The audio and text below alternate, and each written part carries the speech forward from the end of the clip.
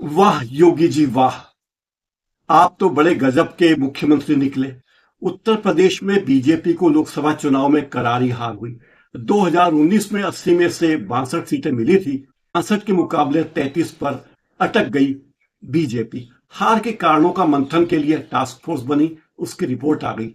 सवाल यह कि आखिर बीजेपी अपने उन नेताओं पर क्या एक्शन लेगी जिनके कारण बीजेपी की हार हुई। बीजेपी के वोटों की गिनती में कई बार पोस्टल बैलेट की गिनती में बीजेपी को भारी झटका लगा। यहां तक कि वाराणसी में भी प्रधानमंत्री मोदी पीछे चल रहे थे। इसके लिए कोई जवाबदार है तो कौन है? योगी जी आप ही बताइए। टिकट वितरण में गड़बड़ी हुई थी, क्या कभी आपका ध्यान गया? क्या लगता है कि योगी जी आप और आपकी पार्टी ने कोई गलती की? आला कमान ने कोई गलती की है?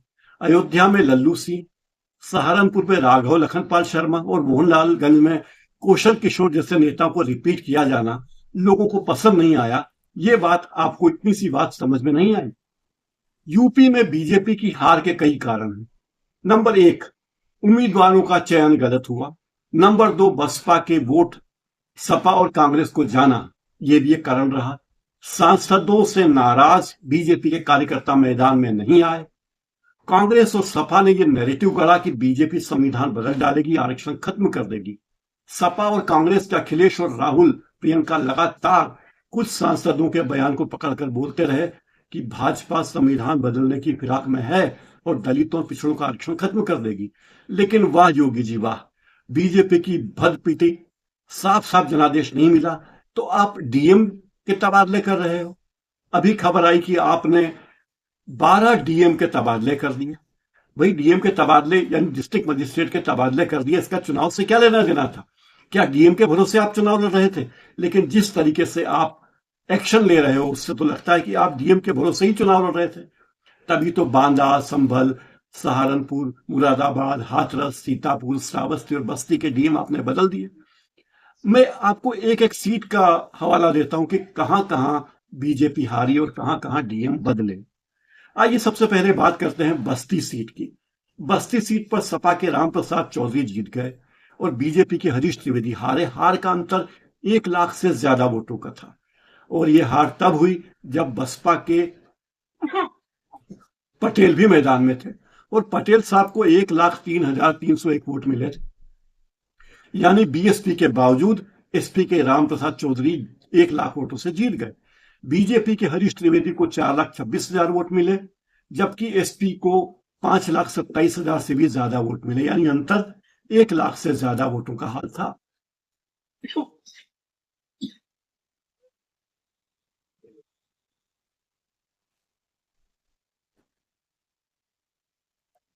ऐसा ही हाल सीतापुर लोकसभा सीट का भी था। यहां कांग्रेस के राकेश राठौर जीते, उन्हें 5,31,138 वोट मिले और बीजेपी के राजेश वर्मा को 4,41,496 वोट मिले। यहां बीएसपी के महेंद्र सिंह यादव को मायावती ने खड़ा किया था। श्रावस्ती से बीजेपी को हार का सामना करना पड़ा। एसपी के राम शिरोमणि वर्मा जीत गए। राम शिरोमणि वर्मा ने बीजेपी के साकेत वर्मा को हराया। एसपी के राम शिरोमणि को जितने वोट मिले वो 1 लाख से ज्यादा वोट थे। बीजेपी को काफी कम 4,34,000 वोट मिले थे। बीएसपी ने भी उम्मीदवार खड़ा किया था जिसे 56,002 वोट मिले। एक बात और, बीजेपी ने यहां से अल्पसंख्यक हाजी दद्दन खान को उम्मीदवार बनाया था, लेकिन वो भी हार गए। सहारनपुर में भी डीएम बदल दिया गया। यहां कांग्रेस के इमरान मसूद ने बीजेपी के राघव लखनपाल को हराया था। कांग्रेस की तरफ से अल्पसंख्यक उम्मीदवार थे तो बीएसपी ने भी यहां माजिद अली को टिकट दे दिया था। उम्मीद थी कि बीजेपी का उम्मीदवार कांग्रेस के उम्मीदवार के वोट कटने से जीत जाएगा, लेकिन बीएसपी के उम्मीदवार को 1,80,000 वोट मिले, लेकिन फिर भी वहां बीजेपी नहीं जीत पाई। कांग्रेस के इमरान मसूद 4,43,000 वोट पाकर जीत गए। यानी अल्पसंख्यक वोटों को काटने के बाद भी बीजेपी यहां अपनी राजनीति में कामयाब नहीं हो पाई और बीएसपी के साथ मिलकर कोई खेला नहीं कर पाई जो वो करना चाहती थी। यहां भी योगी जी ने डीएम बदल दिया। सी एकमात्र सीट है जहां से बीजेपी जीती और फिर भी वहां के डीएम का तबादला कर दिया गया। डिस्ट्रिक्ट मजिस्ट्रेट बदल दिया गया, मानो उसी के भरोसे बीजेपी चुनाव लड़ रही थी। बीएसपी के जसबीर वाल्मीकि को 3,07,428 वोट मिले। जाहिर है यहां वाल्मीकि वोटों का बंटवारा हो गया था।